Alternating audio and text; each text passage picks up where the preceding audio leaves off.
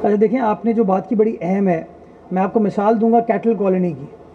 हमारी जो भैंस कॉलोनी है ज़िला मलीर के अंदर, तकरीबन कोई 750-800 एकड़ ज़मीन है केएमसी की। एक पाई केएमसी को नहीं देते वो लोग, और कभी किसी ने कोशिश भी नहीं की। उसकी बुनियादी वजह ये, जब कोई कोशिश करने जाता है तो कोई अखबार में कटिंग लग जाती है कि पता नहीं किसका क्या ज़ाती इंटरेस्ट है। जो मैंने अभी तक तखमीना लगाया, अरबों रुपए की एक वो ज़मीन है जो पड़ी हुई है, जिसका फ़ायदा केएमसी को नहीं हो रहा, लेकिन वो लोग वहाँ पर बैठे हैं, अपना कारोबार भी कर रहे हैं, वो हमारा पानी भी इस्तेमाल कर रहे हैं, हमारी सेवरेज भी इस्तेमाल कर रहे हैं, हमारी ज़मीन को भी इस्तेमाल कर रहे हैं। तो हम कोशिश कर रहे हैं इन तमाम चीज़ों को रिजॉल्व करें, ताकि जो केएमसी के जायज़ रिकवरी है वो रिकवरी हो सके, और वो रिकवरी जो होगी उसको शफाफ तरीके से शहर के इंफ्रास्ट्रक्चर के ऊपर इंशाल्लाह खर्च कर सकें। बाकी जो आपने कहा हमारे चेयरमैन, यार हमारे चेयरमैन नहीं है वो, हमारे इत्तेहादी में नहीं है। उन्होंने वोट भी नहीं दिया था एक्चुअली। उन्होंने जमात को भी वोट नहीं दिया था और उन्होंने मुझे भी वोट नहीं दिया था। उन्होंने अपनी शनाख्त बना के रखी। उन्होंने फ़ैसला ये किया कि कल जो मैंने वीडियो वगैरह देखी है कि इस्तेहकाम पाकिस्तान पार्टी में वो शामिल हो गए। ये उनका ज़ाती फ़ैसला है, ज़ाती वो है। मैं तो ये चाहूँगा कि हम इस्तेहकाम कराची की बात करें, और मैं बार बार कहता हूँ कि इस्तेहकाम कराची, चार्टर ऑफ कराची के ऊपर सिटी काउंसिल को काम करना चाहिए।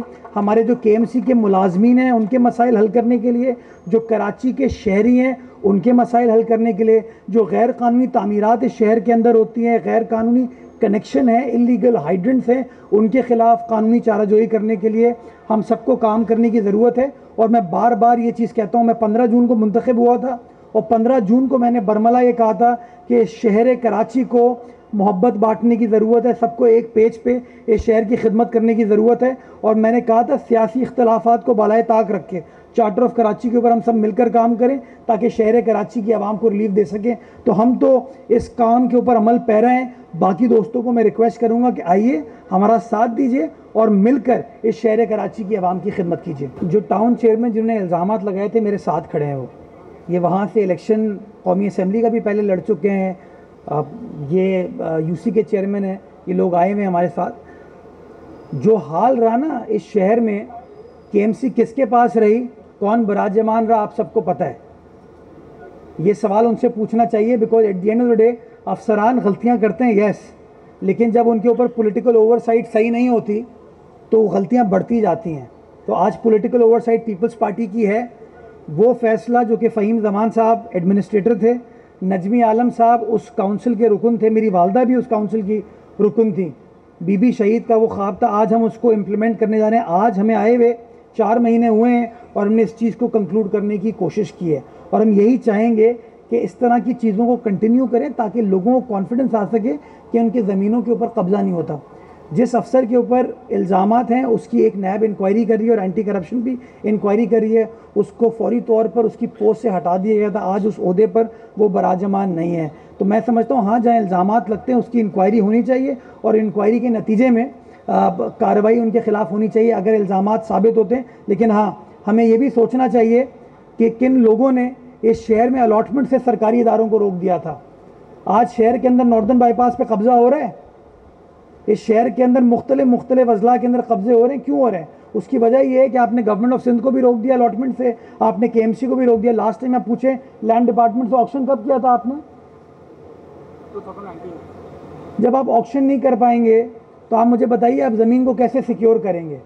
तो ये नहीं हो सकता कि हाथ पैर बांध दिए जाएं और बच्चे को आप फिर समंदर में धकेल दें और कहें कि बेटा तैर के दिखाओ। बाकी जो सियासी इत्तेहाद की आपने बात की, नून लीग एक सियासी जमात है, मुत्तहदा कौमी मूवमेंट एक और सियासी जमात है। दोनों सियासी जमातों को ये मुकम्मल हक हासिल है कि अपनी इलेक्टोरल पॉलिटिक्स करें। तो एमकेएम तो काउंसिल में मौजूद नहीं है, और नून लीग के गालिबन 14 अरकान मौजूद हैं। हमें वो सपोर्ट करते हैं, हमारे साथ रहें, और इंशाअल्लाह हम चाहेंगे कि ये जो इत्तेहाद है हमारा कंटिन्यू करे, ताकि मिलकर शहर कराची की आवाम की खिदमत कर सकें। मैं इस बात पे भी बड़ा क्लियर हूँ कि अगली इंशाअल्लाह सिंध हुकूमत जो है वो पाकिस्तान पीपल्स पार्टी की होगी, और जो वफाक में, मेरा अपना तज्जिया ये है कि वफाक में मखलूत हुकूमत आएगी। उस मखलूत हुकूमत के अंदर हर सियासी जमात का कोई ना कोई अमल दखल होगा। और मैं समझता हूँ कि कराची शहर चूँकि पाकिस्तान का इंडस्ट्रियल, कमर्शियल, फाइनेंशियल कैपिटल है, कराची शहर के अंदर आपकी 2 बंदरगाहें हैं, कराची शहर के अंदर वफाकी दारों का बहुत सारा स्टेक है। तो मैं तो ये चाहूँगा कि वफाकी हुकूमत, सूबाई हुकूमत और मकामी हुकूमत जब मिलकर काम करेगी तो ज़्यादा बेहतर तरीके से कराची शहर की खिदमत हो पाएगी। और मैं यही काम चाहता हूँ कि अगले 3.5 पौने 4 साल हम अपने इख्तलाफात को साइड में रखें, मिलकर यक ज़ुबान होकर कहें कि कराची वालों के जो भी मसाइल हैं उनको हम सब मिलकर हल करेंगे। 4 साल बाद कराची वाले फैसला करें कि उनको काबिज अच्छे लगे या कब्ज़ा छुड़ाने वाले अच्छे लगे।